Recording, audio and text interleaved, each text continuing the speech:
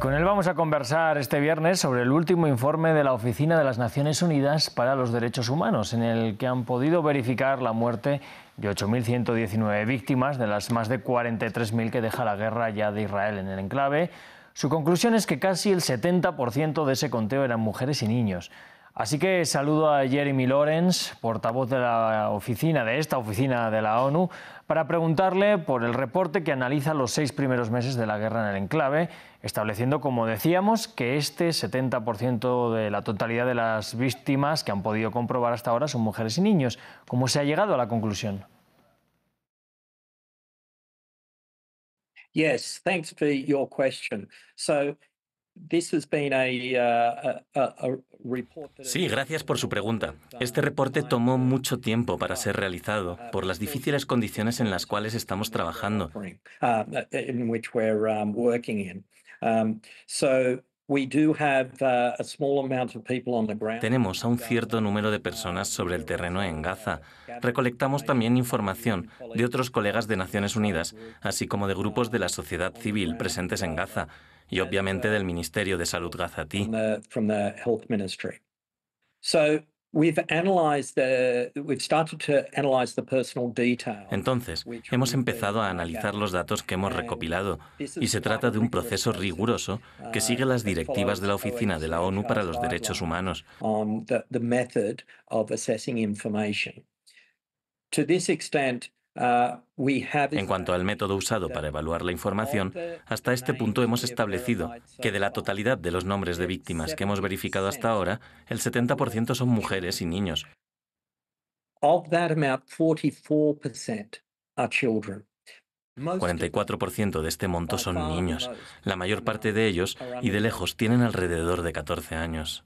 Bueno, hay otro dato interesante también e impactante, desde luego, en el informe, que habla de que en el 80% de los ataques mortales en la franja, pues al menos 4 o más víctimas ha habido en cada uno de ellos, y además que ocurren en edificios residenciales. ¿Cómo han sido los ataques que han dado esta cifra? Yes, so you're absolutely right. Over 80%, close to 90%. Sí, usted tiene toda la razón. Más de 80%, cerca de 90% de los ataques involucran a 4 o más víctimas en edificios residenciales.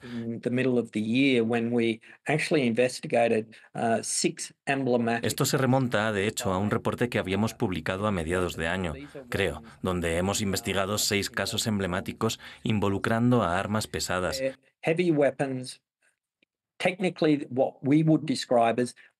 Es decir, involucrando a bombas de más de 900 kilos. Las armas pesadas corresponden a lo que describiríamos como armas con un área de amplio impacto y usadas en zonas densamente pobladas. Ahora, estas armas no son apropiadas para ser usadas en el conflicto en curso. Entonces, este número de 80%, casi 90% de casos donde mueren 4 personas o más, desgraciadamente, no es sorprendente dado lo que hemos descubierto en el transcurso del año. Bueno, Israel ha negado en múltiples ocasiones la autenticidad de las cifras compartidas por el Ministerio de Salud de Gaza en cuanto al número de víctimas. Quería preguntarle qué comentario tiene usted o tiene la agencia al respecto.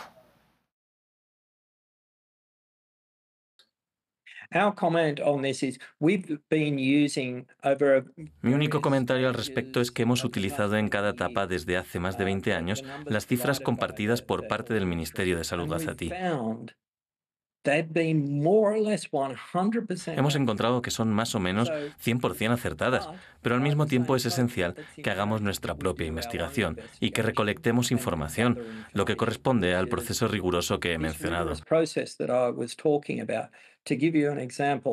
Para darle un ejemplo, necesitamos a 3 fuentes de información independientes para confirmar un dato. Y más allá de esto, necesitamos referenciar la edad de la víctima, el sexo, cuándo ocurrió el evento y en qué circunstancias ocurrió.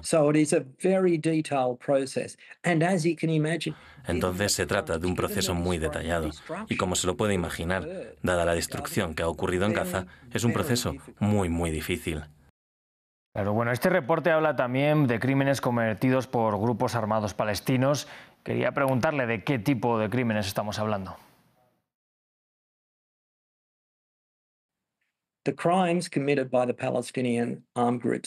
Los crímenes cometidos por parte de los grupos armados palestinos son horribles. Lo que sucedió el 7 de octubre va más allá de lo entendible. Ya lo hemos indicado claramente y múltiples veces desde nuestra oficina. Estos actos tienden a poder ser calificados de crímenes de guerra y de crímenes de lesa humanidad. Claro, bueno, hablan incluso también de crímenes contra familias enteras que han sido asesinadas, ¿verdad?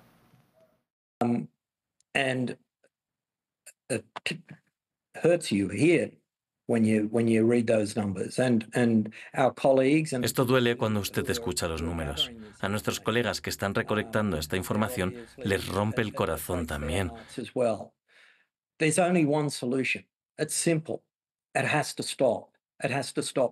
Solo existe una solución y es simple. Tiene que parar. Tiene que parar ahora. Y hemos repetido esto una y otra vez. La violencia tiene que parar.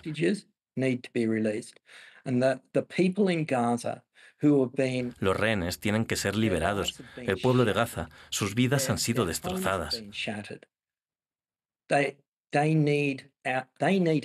Sus hogares, asolados, necesitan ayuda ahora mismo. Necesitan ayuda rápido, porque si no, van a morir.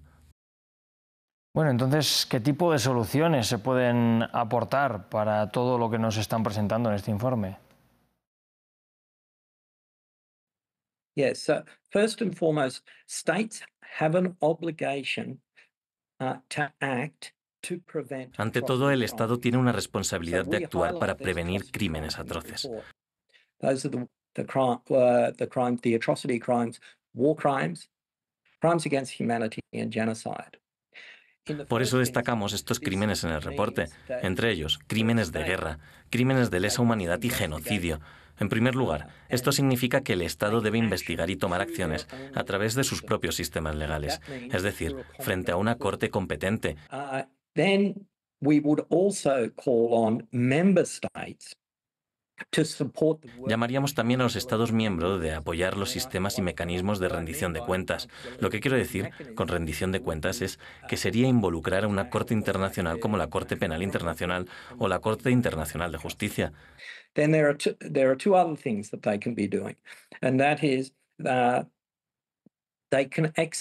Hay dos cosas más que pueden ser implementadas. Ejercer una jurisdicción universal para investigar y juzgar los crímenes cometidos bajo el derecho internacional y, finalmente, cumplir con las solicitudes de extradición.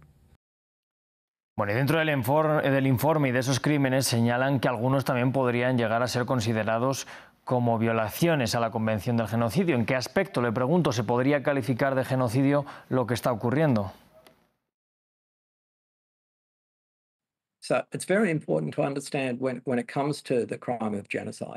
Es muy importante de entender.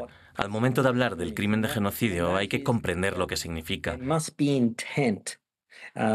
Y significa que hay que demostrar una intención en el momento que se comete un crimen de guerra. Y esta intención es destruir una parte o la totalidad de un grupo de personas basándose en su etnia, raza o religión. Esta decisión de calificar un crimen de genocidio solo puede ser tomada por parte de una corte.